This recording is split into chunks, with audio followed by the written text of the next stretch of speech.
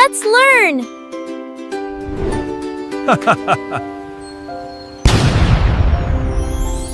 Have you ever held a life in your hands, knowing that a single choice could change your future forever? Deep in the heart of the Whispering Woods, a choice was about to be made. It was a choice between life and death, between pride and kindness. And it all began on a terribly hot afternoon when the whole world seemed to be asleep. The sun beat down on the Whispering Woods like a giant yellow heater. The air was thick and heavy. Most of the animals were hiding in the cool shadows of the big leafy trees. The birds stopped singing. The monkeys stopped swinging. Even the noisy crickets decided to take a nap. In the middle of a large clearing, under the twisted roots of an old oak tree, slept Leo. Leo was the king of the jungle.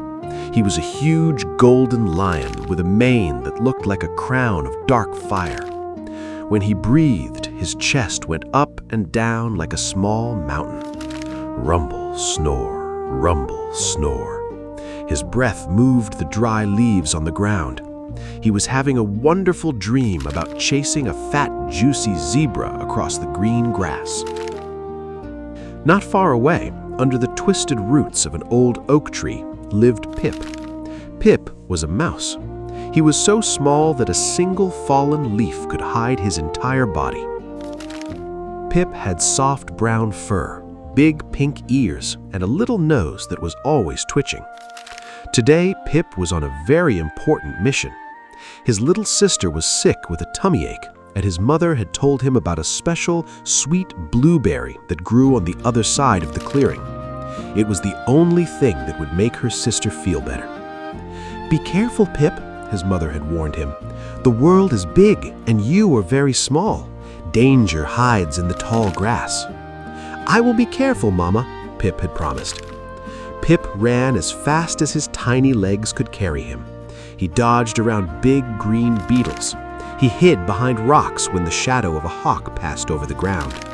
His heart beat fast, thump, thump, thump. He was scared, but he loved his sister, so he kept going. After a long journey, Pip finally saw the blueberry bush, but it was on the other side of the big clearing. To get there quickly, he decided to climb over a large golden fuzzy hill that blocked his path. Pip jumped onto the hill. "Wow, this grass is very soft," Pip thought to himself. He grabbed a handful of the golden hair and pulled himself up. He climbed higher and higher. It smelled a little strange, like old bones and wild dirt, but Pip did not care. He just wanted to get the berry. Suddenly, the ground beneath Pip moved. It was not an earthquake. The golden hill was breathing. Pip froze. His big pink ears went flat against his head. He looked down and realized his terrible mistake. He was not climbing a hill. He was climbing the nose of Leo, the king of the jungle. Before Pip could run away, two huge golden eyes snapped open. They were the color of the sun, and they stared right at him. Leo felt a tiny tickle on his nose. He had been having such a good dream, and now a little bug had woken him.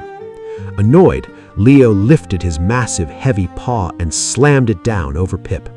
Whump! Pip was trapped in darkness. The lion's paw was heavier than a rock. He could barely breathe. He was shaking with fear.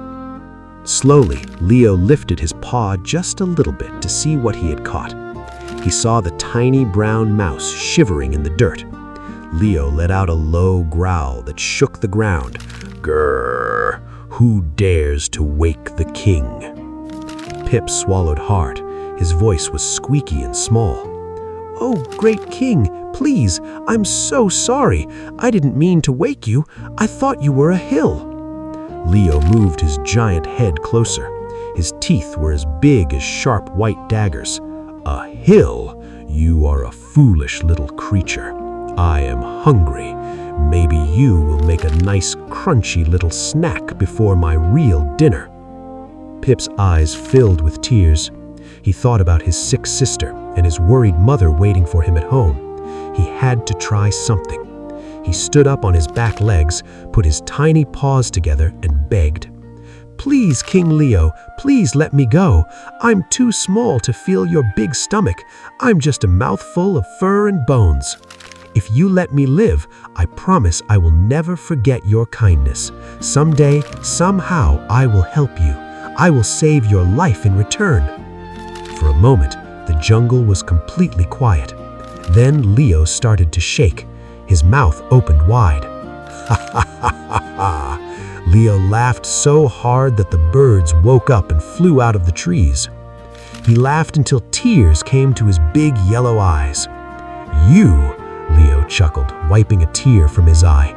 "You, a little speck of dust like you? How could you ever help the great king of the jungle? Look at my giant claws. Look at my sharp teeth. I am the strongest animal in the world. I need no help from a mouse." Pip did not look away. "I may be small, but my heart is big, and my promise is true." Leo stopped laughing and looked at the brave little mouse. The lion had a full stomach from his meal the day before, and he was not really hungry. Plus, the little mouse's silly words had entertained him. "All right, little one," Leo smiled. "You made me laugh. I will let you go, but do not let me catch you climbing on my nose ever again. Go back to your hole." Leo lifted his heavy paw completely. Pip did not waste a single second. "Thank you, O great king. Thank you," he squeaked. He grabbed the blueberry from the nearby bush and ran all the way home as fast as a bullet. He had survived. Many months passed. The rainy season came and washed the jungle green, and then the dry season returned, turning the tall grass yellow again. Pip grew a little older and wiser, but he never forgot the golden lion's face or his own promise. Meanwhile, Leo continued to rule the Whispering Woods. He walked proudly every day. All the animals bowed their heads when he walked by. He felt powerful. He felt unbeatable. But on a Tuesday morning, something new entered the jungle. They walked on two legs. They smelled of strange smoke and old sweat. They were human hunters. They did not carry spears or guns. They carried thick, heavy ropes made of strong hemp. They were looking to capture wild animals alive to sell them far away. The hunters found a path that Leo used every day to go to the river.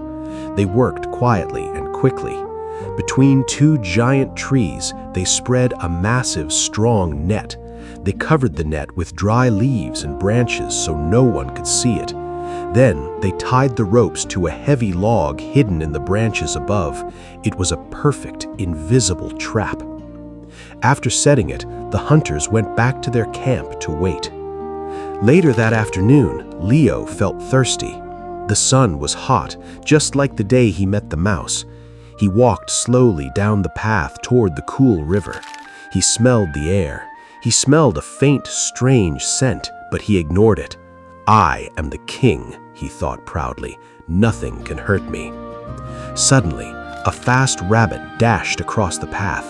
Leo's hunting instincts took over. He gave a loud roar and leapt forward to chase the rabbit. His big paws hit the hidden net. Snap! Before Leo could even blink, the heavy log in the tree dropped. The ropes pulled tight.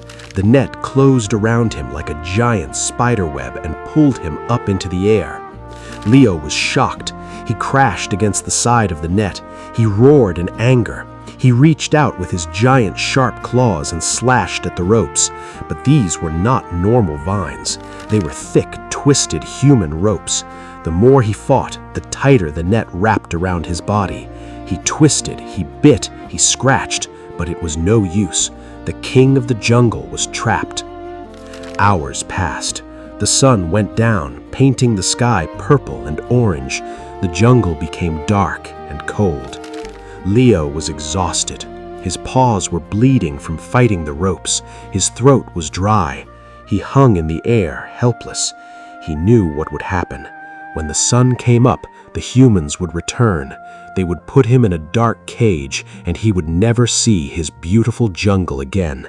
He would never feel the soft grass or run in the wind. All of his strength, all of his big teeth, and all of his giant claws were useless against this trap. For the first time in his life, the great king of the jungle felt total despair. He closed his eyes, and a single tear rolled down his furry cheek. He lifted his head to the dark sky, and he let out a roar. It was not a roar of anger. It was not a roar of power. It was a roar of deep, terrible sadness. The sound echoed through the trees, traveling far across the whispering woods.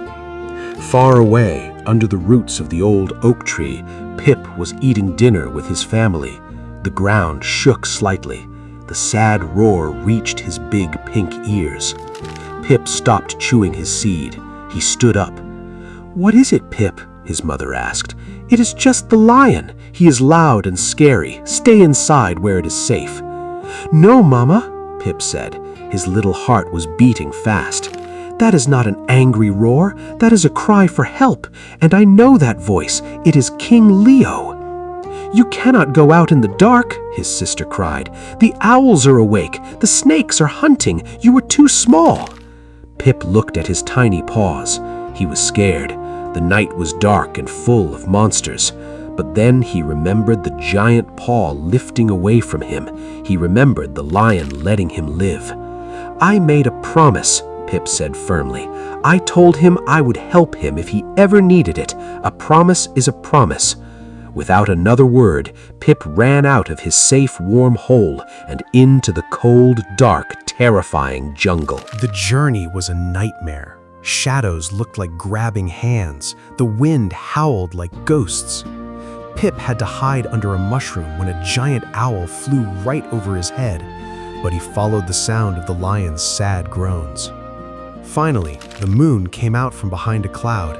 Its silver light shone down on the clearing. Pip saw the giant net hanging from the trees. Inside it was the great golden king, looking very small and defeated. Pip ran to the bottom of the tree and climbed up the bark. He ran along a branch and jumped onto the top of the net. "King Leo," Pip whispered. Leo slowly opened his heavy eyes.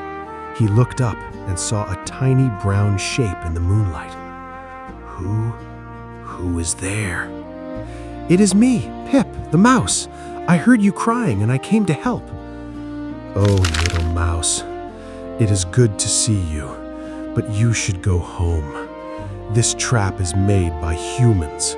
The ropes are thicker than my own legs. I cannot break them. You are too small to do anything. Save yourself before the hunters come." Pip did not listen. "I told you that even the small can help the great." Pip found the main knot that held the net together. He opened his mouth and bit down hard. The rope tasted terrible, like bitter dirt and oil. It was incredibly tough, but Pip had something very special, the sharpest teeth in the jungle. Gnaw, gnaw, gnaw.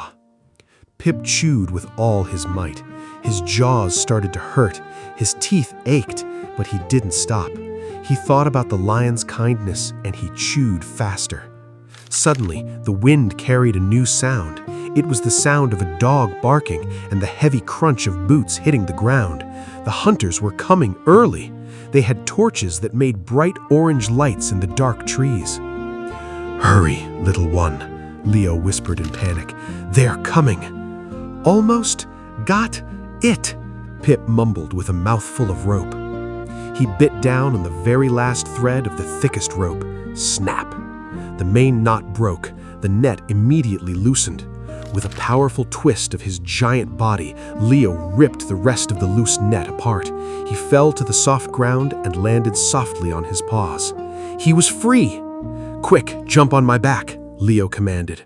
Pip let go of the rope and dropped right into the lion's soft golden mane. Leo turned just as the hunters stepped into the clearing with their torches. When the hunters saw the giant, angry king of the jungle staring at them, they dropped their ropes, screamed in terror, and ran away as fast as they could. Leo carried Pip safely away from the traps, deep into the heart of the woods, where no human could ever find them. When they were safe, Leo gently lowered his head so Pip could slide down to the ground. The giant lion looked at the tiny mouse. There was no laughter this time. There was only deep respect. "You were right, Pip," said Leo softly. "I was a fool to laugh at you. Today, the strongest animal in the jungle was saved by the smallest. You kept your promise. Thank you, my little friend." Pip smiled, his twitchy nose wiggling. "You are welcome, King Leo. We are friends now." From that day on, the lion and the mouse were the best of friends. Whenever the lion slept under the sun, Pip would often sleep right on top of his golden head. And all the animals in the Whispering Woods learned a very important lesson. No act of kindness, no matter how small, is ever wasted. Even the smallest friends can be the greatest helpers.